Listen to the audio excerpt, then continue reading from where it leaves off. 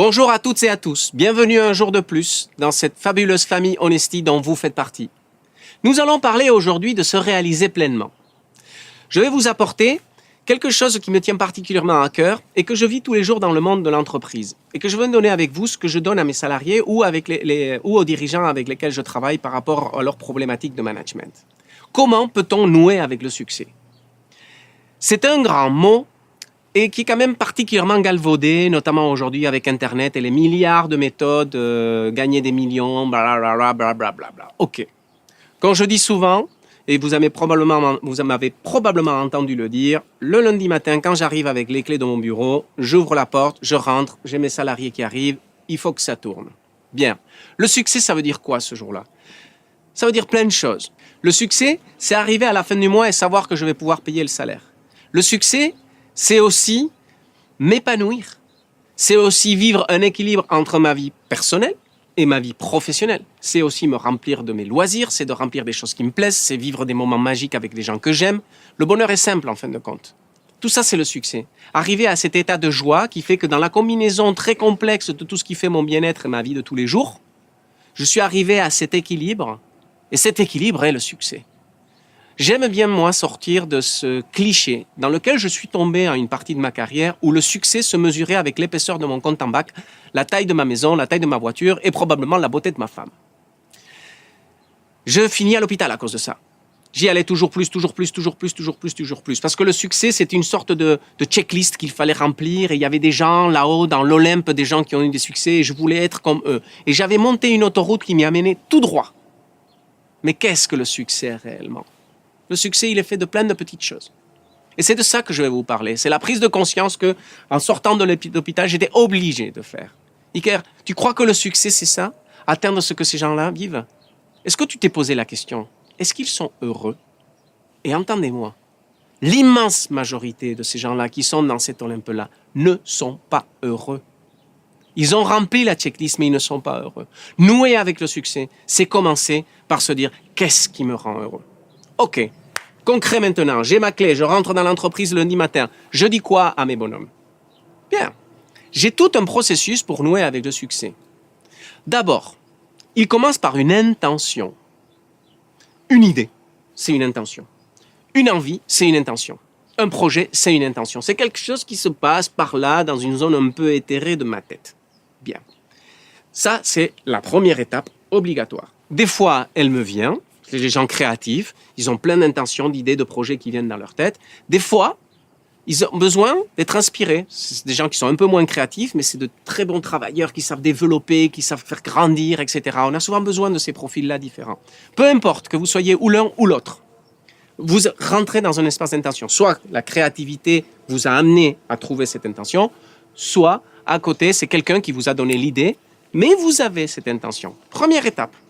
La deuxième étape, c'est quelle est l'énergie qui accompagne cette intention. C'est bien d'avoir une idée. Après, il faut avoir le jus pour la mettre en place. D'accord? Quelle est l'énergie? Donc là, on rentre dans un autre espace de remise en question.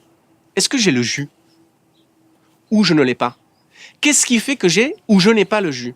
Est-ce que j'ai un bon équilibre entre action et repos? Est-ce que je me nourris bien? Etc. Et quand je me nourris, c'est pas que manger. Est-ce que je me nourris physiquement, émotionnellement, intellectuellement? Est-ce que j'ai du jus?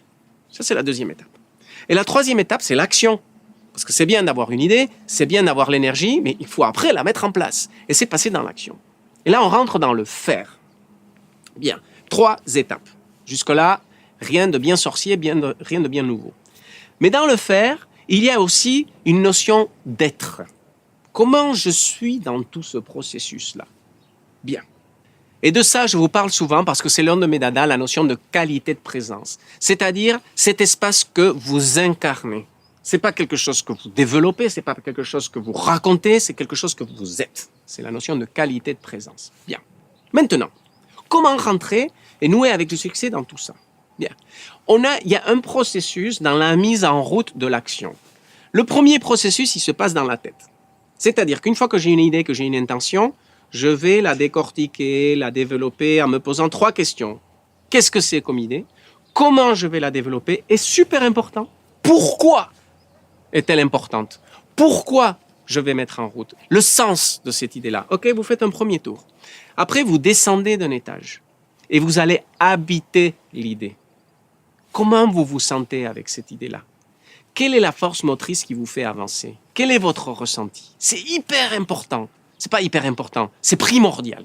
C'est primordial. Comment vous vous sentez avec cette idée? Quelle quantité monumentale d'idées partent avec le mauvais ressenti? Parce que l'individu ne s'est pas posé la question comment il se sent avec ça. Parce que si vous voulez nouer avec le succès, cette étape, avant de rien faire, est essentielle. Parce que si vous reconnaissez que quand vous avez une idée et qu'elle descend, et au niveau du cœur, ce que vous ressentez, c'est les chocottes et envie de partir en courant, vous avez envie d'y aller? Non! Votre cœur est en train de dire, j'ai envie de partir en courant. Donc, est-ce que c'est une bonne idée d'y aller? Peut-être pas. Peut-être pas. Même si l'idée en soi est bonne, le lien avec le cœur n'y est pas. À l'inverse, vous avez une idée, vous ne savez pas si elle est bonne. Ouais, ça peut être bien, ça peut être pas bien. Ok, j'oublie. La tête maintenant, tais-toi. Je descends. Comment je me sens avec cette idée? Et là, vous découvrez que ça s'ouvre. Là, bam, ça pétille. Ouais, j'ai vachement envie de le faire. Rien que ça, largement suffisant pour y aller. Rien que ça. Parce que vous avez beaucoup envie d'y aller. Alors allez-y. Ça marche pas, ça fait rien. Vous avez envie de le faire. Alors donnez-vous le plaisir de le vivre. Bien. Ça, c'est le passage au cœur.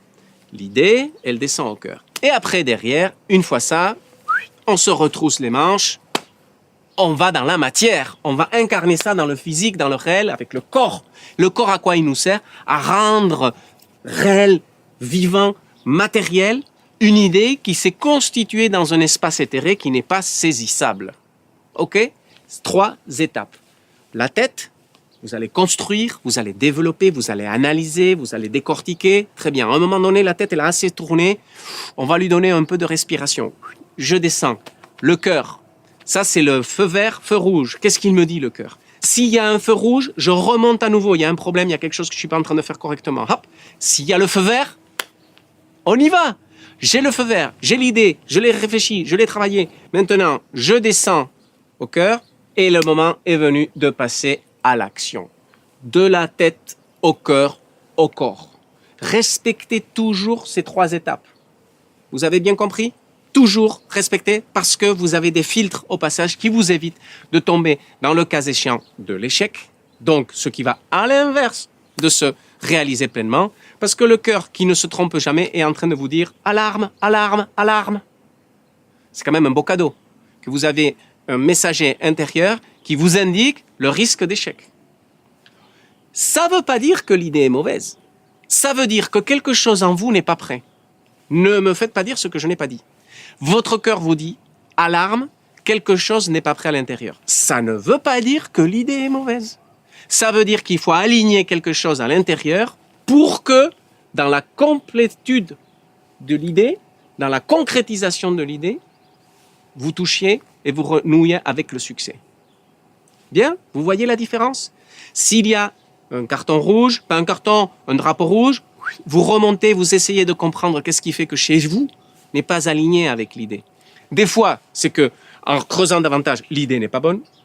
Des fois, c'est que il y avait quelque chose que je devais remettre en place, changer d'angle, changer de posture pour pouvoir donner à cette idée son plein potentiel et surtout pouvoir, moi, me réaliser dans le succès de l'application de cette idée. Bien. Vous respectez toujours ces 3 étapes. On parle ensuite de qualité de présence parce qu'on est dans le faire et dans l'être. La qualité de présence, au gré des niveaux, nous allons discuter d'elle, nous allons beaucoup échanger. Vous en avez peut-être déjà entendu parler. Bien. C'est ce que vous allez incarner et ce que vous allez porter. Parce que dans cette qualité de présence, qu'est-ce que vous allez communiquer aux gens avec lesquels vous travaillez? Qu'est-ce que vous allez leur dire?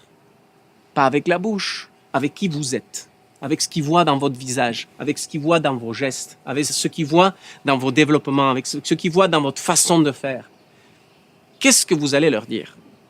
Qu'est-ce que vous allez habiter à ce moment-là? Parce que quand vous êtes dans un projet, quel qu'il soit, entreprise ou pas, dans la vie, parce que la plus belle des entreprises, c'est la vie. Que vous êtes dans un projet et que vous y allez comme ça, vous avez envie de me suivre? Probablement pas. Plus le projet est gros, plus les enjeux sont importants, Si le mec il réagit comme je viens de le faire, t'as pas trop envie de le suivre. Qu'est-ce que vous incarnez? Par contre, si vous incarnez de l'épanouissement, si vous incarnez de la passion, si vous incarnez du cœur, de l'envie de vivre et surtout l'envie de réussir, hey, il y a plein de gens qui savent pas faire ça. Ils seront prêts à vous suivre. Et ensemble, vous pourrez construire parce que vous êtes une énergie que vous portez avec cette qualité de présence. N'ignorez jamais votre qualité de présence parce que à votre insu, elle vous aide ou elle vous met des barrages. Mais vous avez la capacité en permanence de l'influencer. Bien. Tout ça, c'est des palabres. Maintenant, du concret. Toujours du concret. Dans l'entreprise, il faut être concret. Qu'est-ce que je fais avec mes équipes et avec les dirigeants d'entreprise avec lesquels je travaille, voire même aussi les sportifs de haut niveau? Je leur fais travailler quoi? La visualisation. Vous saviez que le cerveau ne sait pas faire la différence entre ce qu'il vit ici et maintenant dans le réel, dans le concret, et ce que vous imaginez?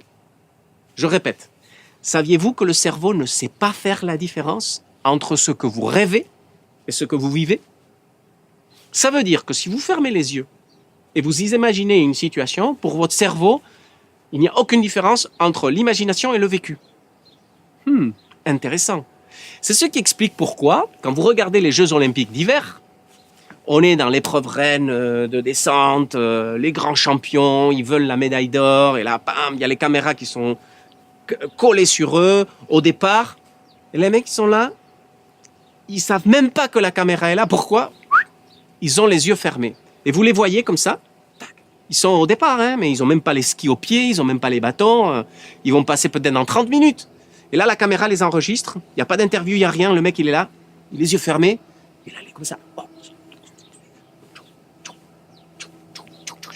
Et les yeux fermés, vous le voyez là, mais qu'est-ce qu'il fait? Une sorte de jeu vidéo dans sa tête. Hein. Qu'est-ce qu'il fait? Il revit la descente, chaque virage, chaque moment, chaque ressenti.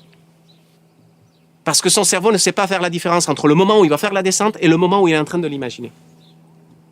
J'ai l'un de mes associés qui s'appelle Xavier, qui est ancien sportif de haut niveau.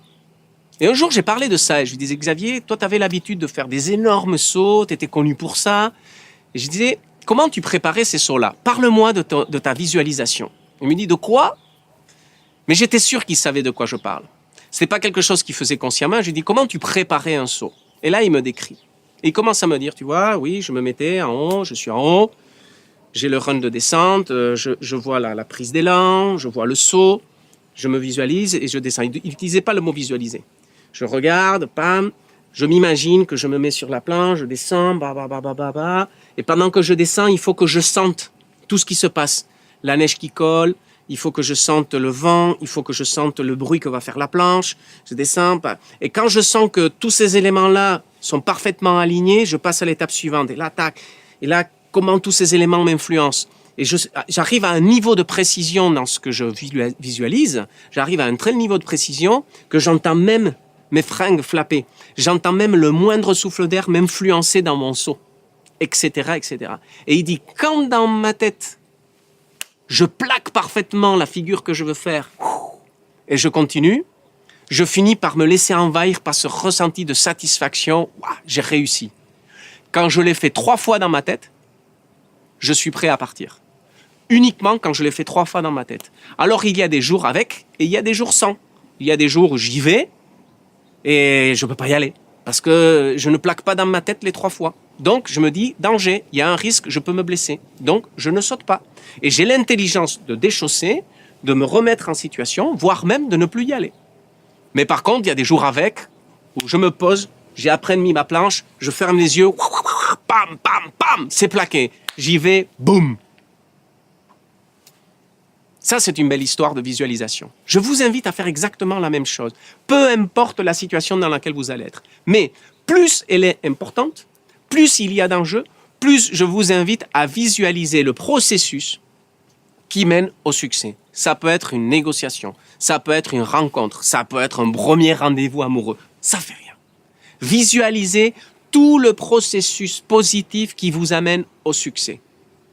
Et grâce à ça, votre cerveau, quand vous serez en train de vivre la situation, comme le sportif olympique, quand il est sur le moment, là, il est sur les starting blocks, il va y aller, pip, il y va. C'est la première fois qu'il fait la descente. mais dans sa tête, il a fait des centaines de fois. C'est-à-dire que pour son cerveau, c'est 100 fois plus une. C'est la 101e fois qu'il va faire cette descente. Donc pour son cerveau, c'est les doigts dans le nez. Parce qu'il a pratiqué cette descente un paquet de fois. Mais vous, c'est pareil. Vous vous êtes projeté, vous avez visualisé ce rendez-vous hyper important, un entretien d'embauche. Vous allez visualiser, vous êtes allé jusqu'à imaginer les gens, comment ils vont bouger, ce que vous allez faire. Et avec ça, et je finis avec ça, moi j'aime me trouver un petit ancrage, ce que l'on appelle un signe-signal. Un petit ancrage qui dit que, à un moment, quand j'ai noué avec le succès, quand tout s'est hyper bien passé dans mon film, comme quand Xavier a plaqué 3 fois, son ancrage c'est quoi? Ouah, je me laisse envahir par ce ressenti. Ah, ok. Moi, chaque fois que je fais ça, j'ai un ancrage à la fin, tout au bout. Et là, quand je suis dans cet espace, je m'imagine que je fais quelque chose. Des fois, je clique des doigts, je fais un truc comme ça, je cligne un œil à quelqu'un, ou tout simplement, je fais un truc comme ça. Xavier, lui, ouais, il se félicitait, peu importe. Quand j'ai fait tout ce processus-là, j'enregistre cet ancrage-là dans ma tête. Et après, je vis l'instant. Si je le vis et tout se passe comme je l'avais imaginé, des fois, c'est pas exactement pareil, mais peu importe. Le but est que le succès que je voulais au bout, je l'ai obtenu. Bien. Une fois que j'arrive à cet instant-là, je fais ce geste-là. Parce que c'est une façon de nouer tout ce que j'ai visualisé dans ma tête, je le noue avec l'instant que je viens de vivre et de dire à mon cerveau, ce que tu as vécu 100 fois, dans cette 101e fois on l'a vécu, mais là on le vit pleinement parce que ça s'est passé dans la tête, mais aussi dans le réel et dans le physique. Et je dis merci à la vie, je dis merci à l'équipe Honesty, je viens de vous livrer un énorme trésor qui m'accompagne pendant toute ma carrière, qui accompagne énormément de gens avec lesquels je travaille et qui est un énorme outil d'accompagnement vers le succès. Merci à vous, merci, continuez avec cette belle méthode, je suis ravi d'être avec vous et je vous dis à la prochaine.